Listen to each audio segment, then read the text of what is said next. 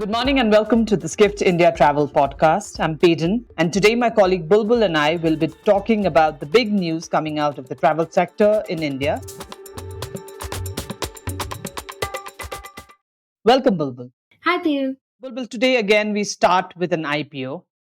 Ixigo's Hmm. IPO is opening this week. We now know that the OTA is looking to raise about 89 million from it, $89 Hmm. million. However, Ixigo initially had filed for an IPO to raise about $192 million in August 2021. Hmm. And it got the regulatory approval also the same year in December. But then I remember talking to Alok Bajpai, the CEO and co founder, and he said that they would rather wait in the wings at that Hmm. time, and then this year again, it filed its DRHP with SEBI, the stock market regulatory body in India, in February, I think, and then they received the approval uh, just two Hmm. weeks ago. Hmm. So. I read the DRHP before doing the story, and from it, I found that, of course, they're planning to use, the money towards working capital requirements. And of course, they have also going to invest in cloud infrastructure and technology. And Hmm. they've mentioned inorganic growth through unidentified acquisitions. So, Hmm. just a few weeks ago, you and I at the Skift India Travel Podcast, we had been discussing TBO Tek's IPO launch. Uh, I think, I know that IPL season is over in India because, Yeah. uh, now that we're done with the IPL season, it looks like the IPO season is on, right? So, what's your take on this? I think the IPO season is across the year for India, and the fact that TBOs these are back-to-back IPOs for TBO and then Ixigo. What it signifies to me is the upswing in the travel industry. There's a lot of I mean, if we look at the recent IPOs in travel, so we have the most recent one, of course, TBO. It was subscribed nearly 87 times. And then a few, Mm-hmm. like in February, when APJ Surendra Hotels went to, opened its IPO, that was subscribed about 60 times. So, these are not small figures by any means. It just, what it shows is that there is a very strong positive, mm, very, very positive response towards IPOs in this industry. Of course, we'll have to wait and see how the Ixigo IPO performs, as an individual stock. But even if you look at its timing, I think the IPO timing makes sense. The overall sentiment around the travel industry right now is quite positive. If we look at a lot of ratings agencies and a lot of experts, they're all very bullish on the India market at the moment, because the India market, if you look at it, it is vast, it is young, and people are just deciding to spend on travel and experiences. So Yeah, from and that then perspective. also the most important thing is that I think the Indian stock market responds a lot to the volatility in the political scenario as well. If Yes. you remember, when the exit polls came out and they showed that Oh yeah. the exit polls came out with a thumping, victory for the BJP Yeah. led and the NDA. So, it was the stock market was at an all-time high. But Yeah, then because when Tuesday, re- when the results were declared and Mhm. BJP lost its parliamentary majority, Hmm. it was the worst fall in 4 years. Yeah. And then again, When yesterday, after the talks and after all the NDA alliances after coming together, after then it the stock became market clear is that again, the yeah, it became clear that it is Modi is going to become the prime minister. yeah. So again, we see this, the stock market has bounced back to the highs that it was in for the past few Yeah. weeks. I think a lot of that, it does have to do with the fact that, I mean, if we look at the exit polls and everything, when we got the exit polls, and I remember because the exit polls were, I think, over the weekend, and then the stock market on Monday just it was on a high. But also so were the ratings. I mean, I know around the time when the last phase of voting was done, um, there were projections of a certain GDP growth in India, on Mhm. the assumption that Modi government would return, because that's Mhm. what channels were predicting. So I think there's also like an idea of what, because we've had Modi as the PM for past two terms. Now it's his third term, and so people know. I mean, there is more or less a clearer idea on what his policy would be like, so it's easier to predict. And so that way, most of the assumptions on of the stock market or ratings agencies has been on that idea, because if a new government comes in, we don't know what their policy is going to be. So then that sort of volatility, or that sort of uncertainty, that is done away with. Mhm. So I Correct. think, yeah, I think that is sort of why maybe they waited. Like they filed a prospectus in February, got an approval in May, and then they maybe just waited till the elections were done before they could open their IPO.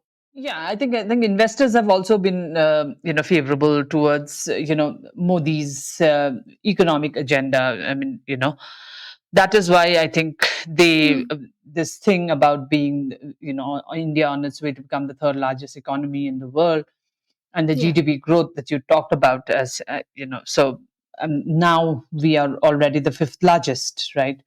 So I yeah, yeah, guess people are more bullish as far so when they think about his economic policies. But then it's a wait and yeah. watch game also. That is always the case. I Yeah, mean, and also we really don't know. yeah, exactly. And also, while we are talking about India and the government, what Mhm. came to my mind was about was what the Accor chairman and CEO Sebastian Bazin he told during the earnings call Hmm. last week, right? We covered it. We covered the India part of it separately. Um, he was very he rightfully said that it takes about 6 years on an average to open a hotel in India, and this is all Mm-hmm. thanks to the complex regulatory requirements. Mm-hmm. Whereas in Europe it takes about 3 years, and in the US it just takes about 2 years. So Hmm. while Baza said that he had, he's that the company is very interested in India, he also kind of revealed an intent to revamp the company's India strategy.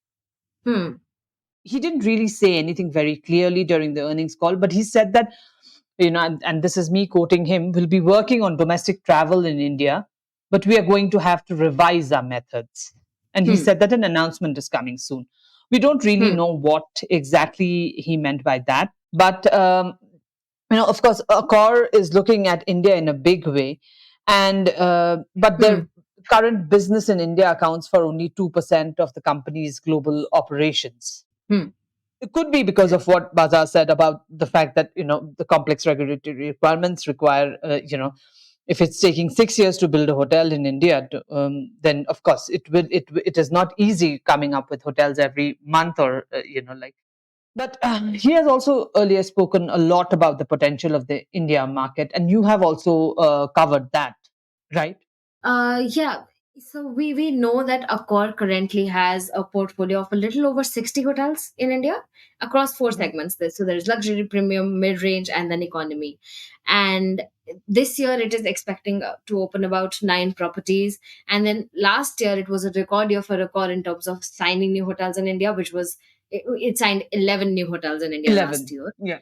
and then opened 6 hotels. Now Yeah. we know, and so does Sebastian, that these numbers are not very big by any means, when we look at the potential, the size, and the demand for the Indian market presently, right? But then, like you said, like so I mean, India business for the company accounts for just about 2% of the global operations, and like you said, it Yeah. could be because of the regulatory challenges.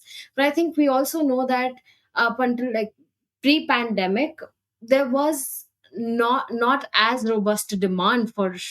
I mean, travel. Sure, people really, really, people did travel, but the demand has picked up significantly post pandemic. So right now hotel companies are just sort of playing catch up with the kind of demand that they did not expect or anticipate from the Indian market, right? Because as the CEO also pointed out, the like one of the biggest things that is working in India's favor is the middle class, which is, I think, about, if I remember correctly, he said like a significant portion. I mean, right now we have 31% of the population accounts in India is middle class, as per our own mega trends, and it is projected that by 2047 this like middle class would account for 60% of Indian population.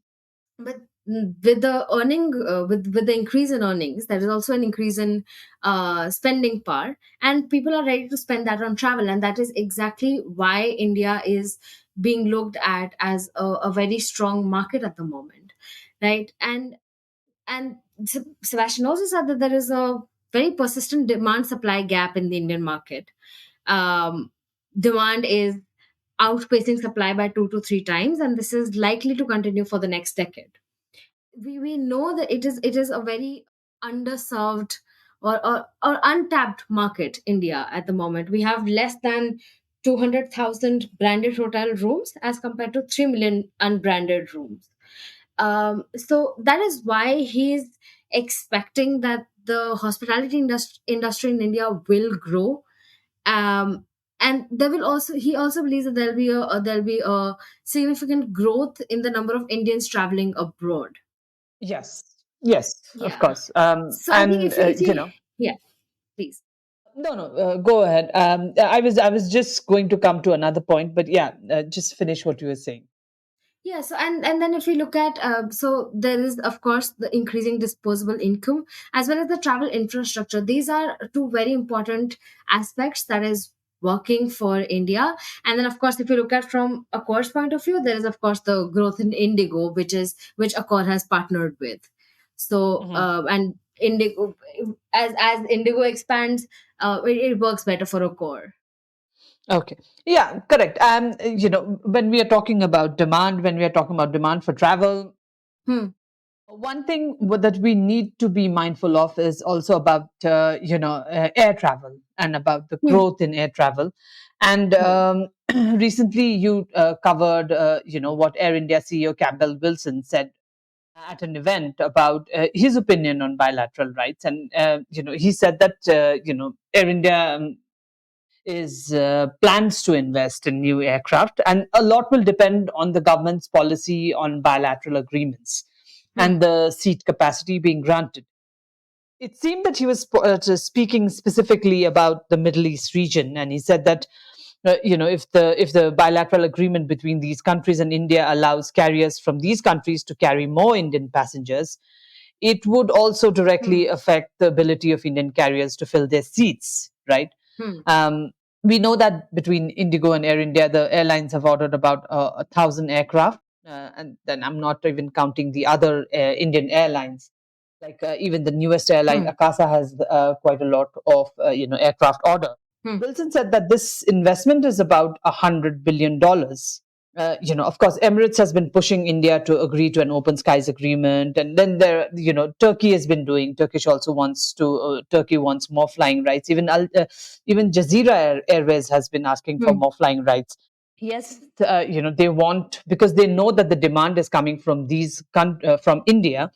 Hmm. So they just don't want to carry passengers from India to Dubai, but they also want to be the carriers to carry them from India to Dubai and then Dubai to New York. And I Hmm. think quite a few of us have been using those, because some of them have really interesting, like for instance, countries like Qatar, countries like Hmm. Saudi, Abu Dhabi, Turkey. They have some fantastic stopover programs as well, Yeah. right? But in a way, Wilson is also right in the sense that what Yeah. he's talking about the fact that it is, it's going to, we are basically going to feed these markets. Yeah. So since you covered what Wilson had said, can you go ahead and explain?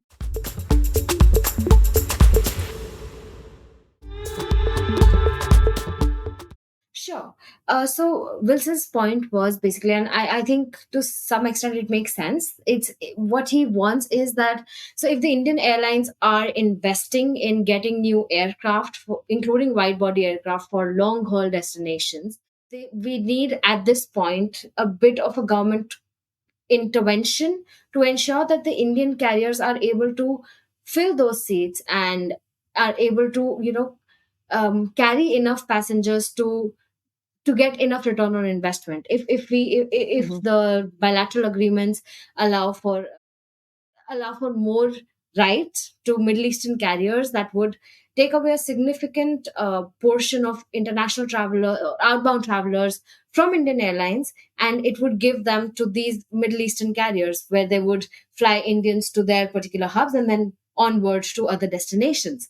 And so I think that is the central point of what Wilson said, that the what he was advocating is that right now the government intervention is required so that the Indian airlines can reach a particular threshold or a particular level or standard of ferrying Indian passengers before we allow an open agreement to other airlines. Yeah, I think, and interesting was that Tim Clark, the Emirates CEO, Hmm. went on Yeah. record to say at a AGM, he said that the protectionism that India is taking is not a very he said in so many words, it's not a very smart move. He Hmm.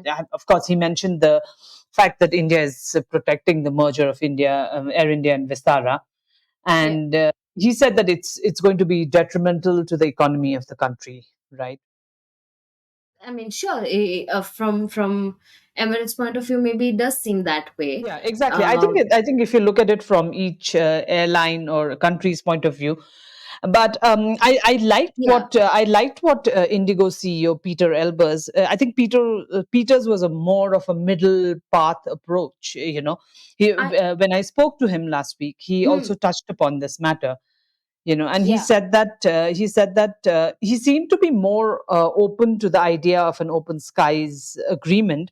I mean, Hmm. but he also cited the example of US and Europe, and he said Hmm. that the open skies agreement between these two countries took years to establish, and it came at a time when both the markets were mature and well developed, and both of them had grown to a certain stage, and the airlines on both the sides, then they were ready to take the next step in development. So and then I think he also talked about, yeah. yeah. I think that is the key point in what he said. I think his was a very, very. He did not take any radical side, but his was a very balanced point of view, which with this key point, markets had grown to a certain stage, and airlines on both sides were ready to take the next step in the development. Right? Yeah, These and are he the said key that points that I think. regulatory framework should serve the needs of the customers and the airlines as well. Of course, he also Yeah. went on to say that for India, it will evolve over time. But Hmm. he said that if an open skies agreement offers opportunity for both sides, then why not? But when that's not so, then you'll have to look for more tailor made and fine tuned approach. Yeah, I think right now the Indian, I mean, what Tim Clark said for like maybe Indian government is sort of protecting the Air India Vistara merger right now, but the thing is that once it's merged, it'll be India's only full service carrier, and but it has a lot of fierce competition from Middle Eastern carriers, be it Emirates or Qatar, which have seen a significant preference among Indian travelers because they do give a great service, but the thing is we do need an ecosystem where the Indian airlines can reach that level of standard or service so that it can have a fair or a level playing field in the international ecosystem, but we do need to give that space to that particular airline. Yeah, but before you say that Air India Vistara is going to be the only full service carrier, let's not forget that Indigo is coming right on the heels Ah, with the yes. business class, with its wide bodies. So, yeah, I mean, like the I mean, exciting time for Indian aviation. exciting times. Yes, Yeah. yes. Now, when we are talking about exciting times, let's go to something more exciting, and that's sports. And you did a story about sports tourism is on a rise in India. I think you also quoted the sports tourism. India's sports tourism market is expected to be valued at almost $53 billion in 2033, and Hmm. this was from Future Market Insights, a report. Yeah. Cricket, of course, is a major attraction. We saw the kind of numbers that IPL 2024 had pulled, about 620 million viewers. And now we have the T20 World Cup series, which is ongoing. And then we also have, of course, there is Wimbledon, 2024 Olympics, which are all very popular in India. Mhm. You spoke to some OTAs on the trends they're witnessing around this segment. So, what did you find out? So I think one of the biggest things that I found out was that there is about so for that there is about 30 to 40% surge in demand for big ticket sporting events, right? Be it the World Cup, be it Wimbledon, be it Olympics, or even F1, and especially, and this is especially true for the India Pakistan match in New York. We all know that is the India Pakistan cricket match in New York. We all know that Mhm. Indians are especially interested when it comes to cricket. So I think there is the increased spending power, of course, again, and it has led to people wanting to actually live like experience these events live, and now they're just choosing to do that. They're not holding themselves back, which is what is leading towards sports fanaticism now translating into actual attendance and actual impact on sports tourism in India. Mhm, Because mhm, I mean, if just to give a very small domestic example also, if I say this, anyone who has been watching IPL regularly would be able to picture this particular fan once I say it. Every Chennai Super Kings match, there is this one particular man who is all dressed in yellow, all painted yellow. Every single match, the same guy, and it's been going on for at least a couple of years now. Every single, and so you and it seems hilarious, but the thing is, even if you look at India and the matches that Chennai has within India during the IPL tournament, if for this fan to be present at every particular game, he's spending big bucks. He's mhm, traveling across India, right? And this is just within India, but people are ready to do that outside of India as well.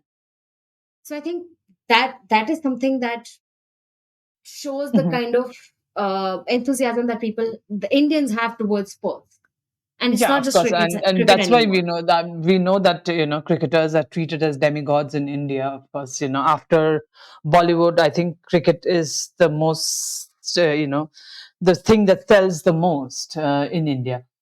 Oh yeah, uh, absolutely. and yeah, it's hot property. And when while talking about heat, of course, you're sitting in Delhi, and what's that temperature like right now? It must be like what, 45, It's enough to make me 45. melt. So yeah, Yeah, yeah, about yeah. So 45 is like, yeah, 45 is like cool. Okay, yeah, we can. That's it's okay. moderate. We manage kind of.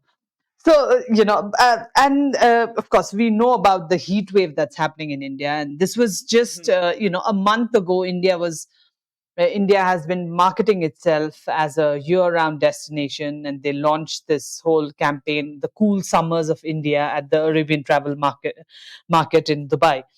And Mhm. of course, we know that the entire North India is grappling with an intense heat wave. Um, Mhm. and yeah, you've also cited data from Travolution showing that there's been a 64% annual increase in the sale of outbound flights in May. Hmm. Mm, Sitting in Delhi, I know that you also have relatives who are traveling. Yeah. Uh, Sitting in Delhi, what is your assessment of the situation? First of all, my relatives are traveling, and I'm very jealous because while I stew in 45-degree temperature, they're in 14, 15 degrees. So yes, a lot of jealousy. I'm also a bit jealous of you because you're sitting in Darjeeling, but okay. Yeah, exactly, exactly. But Yeah, I'm just to tell you, I'm wearing a hoodie just to make you more jealous. does not make me feel better. I mean, there's only so much.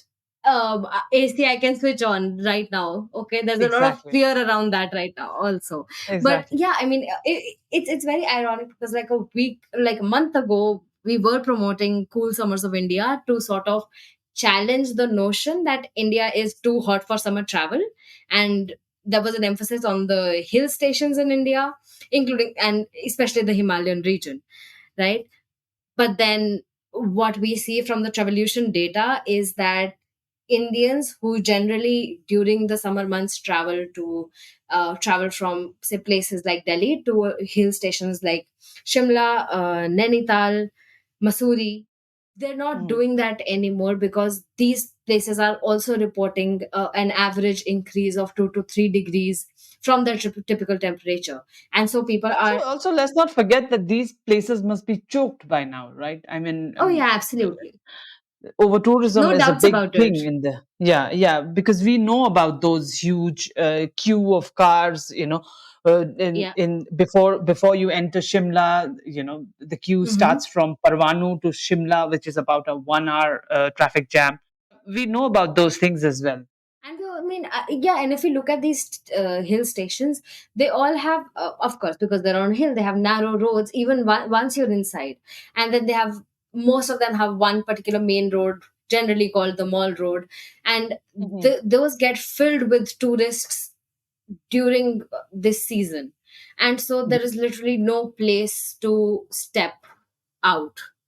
So people are instead choosing to travel outside of India and preferably Europe, is what Revolution data has revealed, because they're looking at Italy, Greece, Portugal, even UK. UK, in fact, has seen a 59% increase in outbound sales as compared to Mhm. May last year, right? So it's and then on the contrary, inbound flights to India, the sale of inbound flights to India is at about 37%.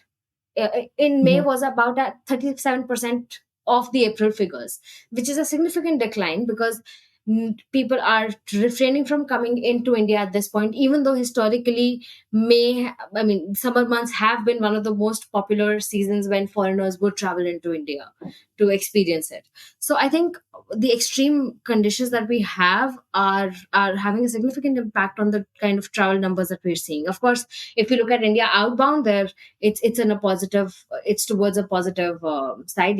More Indians are traveling outside right now, but it's not as good for the inbound, of course. Also, I think it's because it's school holiday season as well, and most of the schools in North India, they've also shut down Yeah, early and are opening late because of the whole heat wave situation. heat wave.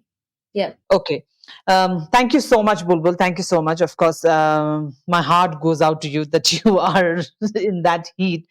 But I'm sure the monsoons are around the corner. So I'm Hopefully. hopefully things will be better then.